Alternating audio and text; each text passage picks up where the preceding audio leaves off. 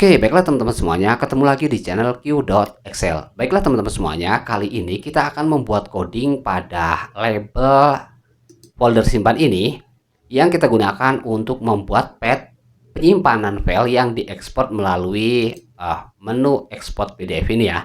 Dan nantinya akan kita tampilkan path-nya atau jalur penyimpanannya pada label path ini teman-teman ya, di label path ini. Oke, contohnya seperti ini teman-teman ya, membuat jalur penyimpanan atau path. Kita coba aplikasinya. Nah, kita klik di sini folder simpan. Kemudian kita akan pilih di sini folder penyimpanannya atau folder path-nya. Kita akan letakkan pada folder slip gaji karyawan ini. Hasil eksportannya teman-teman ya. Nah, kemudian kita confirm. Nah, di sini nanti akan muncul dialog box bahwasanya akan tersimpan di directory ini. Kemudian kita oke. Nah, maka di sini akan muncul directory atau path tempat penyimpanan hasil ekspor PDF-nya. Oke, langsung aja teman-teman tutorialnya berikut ini, tapi jangan lupa kalian subscribe terlebih dahulu agar kalian tidak ketinggalan dengan tutorial-tutorial aplikasi slip gaji berikutnya. Langsung aja teman-teman ya, simak tutorialnya.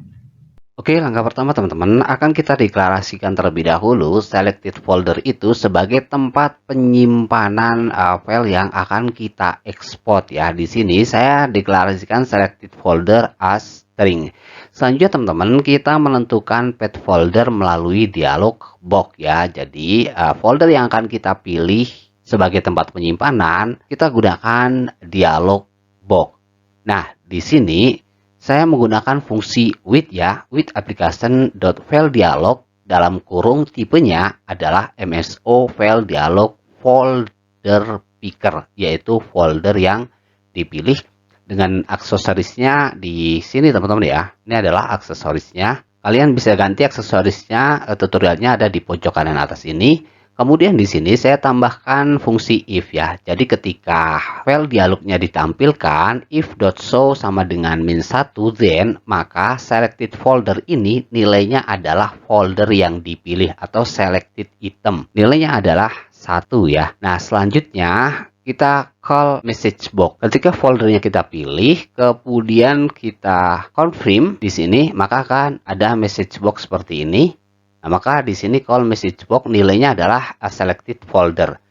Nah, kemudian teman-teman akan kita letakkan path foldernya pada sheet 2 rank C6 yaitu selected folder. Path-nya ya. Sini maka nanti akan ditampilkan pada C2 ini path foldernya. Nah, di sini ada jika tidak atau jika kita memilih cancel maka exit sub.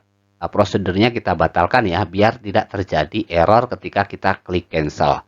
Selanjutnya teman-teman akan kita letakkan nilai pada C6 ini yaitu folder path-nya namanya adalah LB path di sini.